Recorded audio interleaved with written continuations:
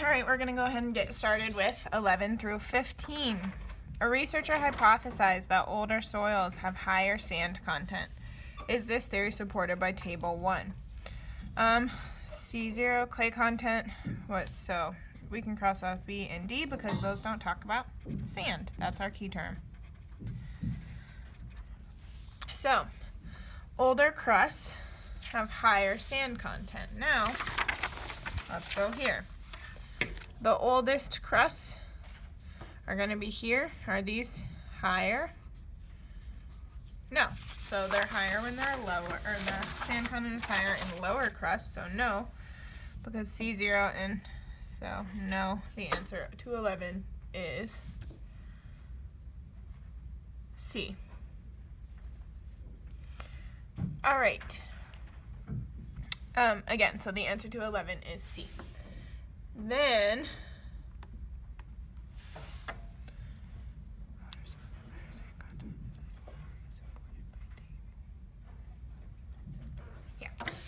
okay. 12. Do the data from figure 2 support the conclusion that FTV of surface integrity is related to the type of biological crust? So, let's looking at this one for number 12. Do the data support that FTV is related to the type of crust? So each of these have a different value.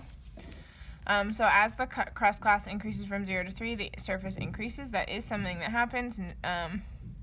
As the crust class increases, the surface decreases. So we can cross off that one because it doesn't. So as we go from C0 to C3, the crust or the FTV values do all increase. So now we just have to decide if it's yes or no. So the answer to number 12 is yes, because these are all different. So it goes that way. All right, number 13. Does figure 1 support the conclusion that vehicular disturbance always has a higher impact than foot disturbance? So here, if we look at undisturbed foot and vehicle, the decrease from undisturbed to vehicle is lower in C1 or C2 and C3, but it's about the same in C0 and it's higher in C1.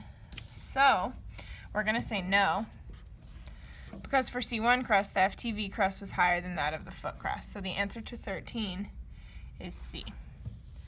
And number 14, based on the information in table 1, is it reasonable to hypothesize that biological crust development alters soil composition? So let's see. Crust contains more silt than CO, so all crust. Okay. So we're looking at our answer choices. We can't really cross them off when we scan them. So crust development. No crust development means no silt and clay. Low crust development means low silt. So silt and clay increase with the crust development. So it goes from sand to whatever to whatever. So these change. So silt and clay content all increase. So we're going to say yes. And we're going to look at that. So yes answer. So we're going to cross off C and D.